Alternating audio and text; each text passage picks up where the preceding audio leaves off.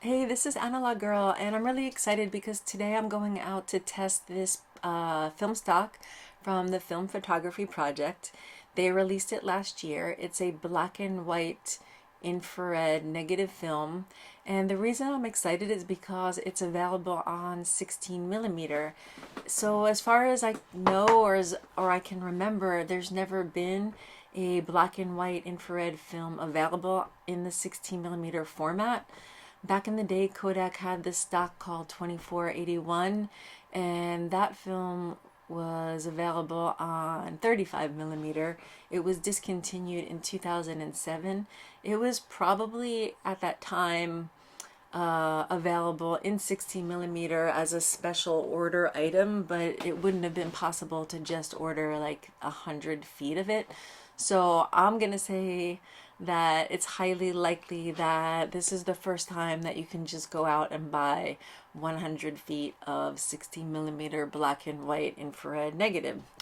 I've been obsessed with shooting black and white infrared ever since I saw this film called I Am Cuba, which is a Soviet film from the 1960s, and it was partially shot on 35 millimeter black and white infrared. If you've never seen it, you should check it out. It's really beautiful.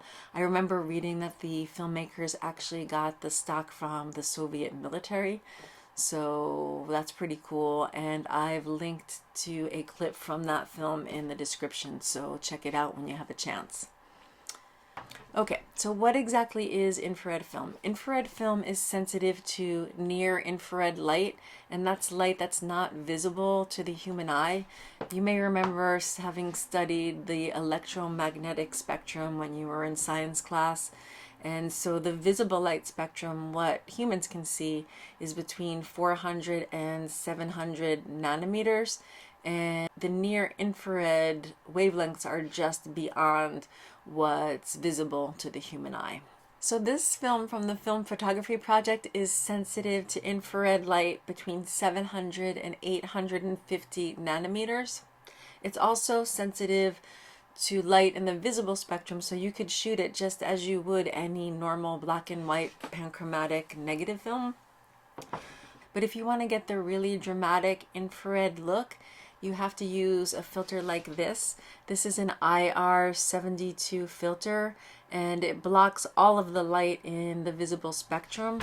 This particular filter blocks all of the light below 720 nanometers, and it's an off-brand filter. You can also get name brand filters from Hoya or Tiffin. They're kind of expensive though, so for just doing a test, I didn't really want to spend that kind of money, so I just bought this one from eBay. It was like $20. So the thing you're going to want to keep in mind when you're shooting infrared film is that you're going to want to shoot it on a bright sunny day, because that's when there's the most infrared light available.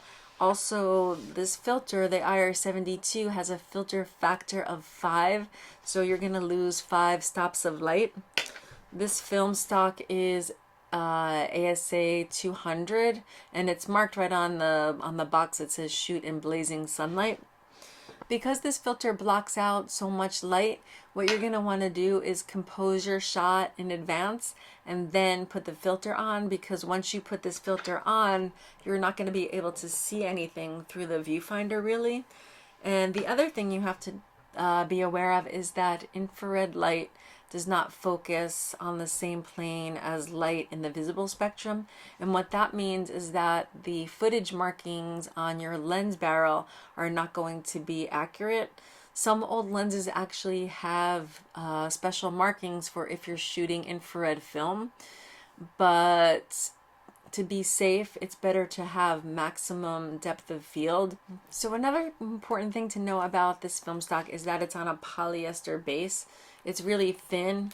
It's kind of floppy if you compare it to Kodak negative that's on a nylon base. So a few things about that. One, when you take it out of the box, you'll notice that the film does not fill up the daylight spool like a normal roll of Kodak 100 feet would. It just comes about halfway, and that could mess up your footage counter depending on your camera. And the film photography people mentioned that it also might not auto load in certain cameras. I just loaded it up in a Bolex Rex 5 and I had no trouble with that, but it's something to keep in mind. Another important thing about shooting film on a polyester base is that it does not break. You can see how it just doesn't tear, whereas the Kodak stock, you could just rip it. So you have to be careful, because if you get a camera jam and your stock does not break, you risk breaking your camera. So you should always be listening to how your camera sounds, but it's especially important when you're shooting with this polyester stock.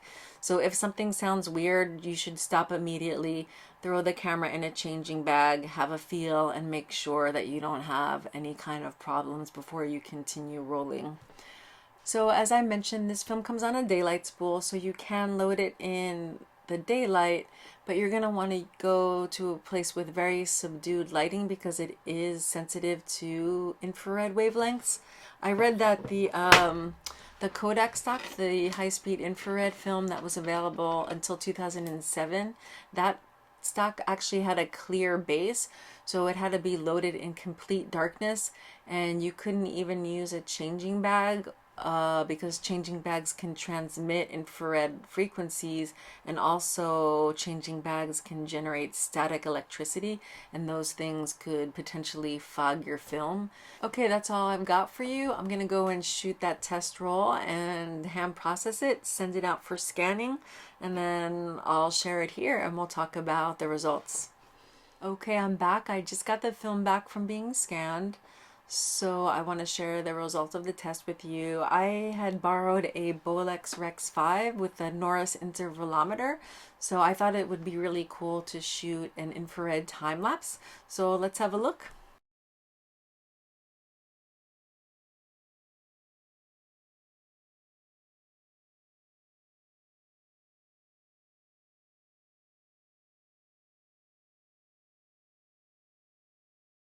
So I have to say that I'm actually pretty disappointed with that test.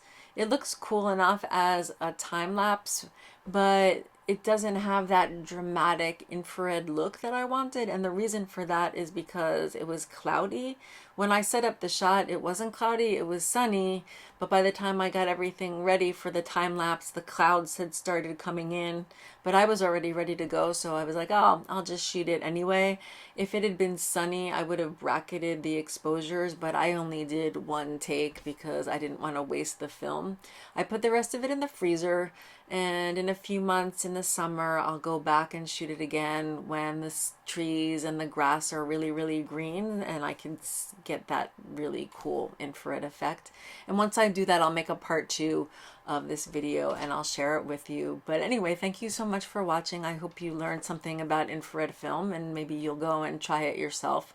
If you do, I would love to know what kind of results you get, so please message me or link to them in the comments section.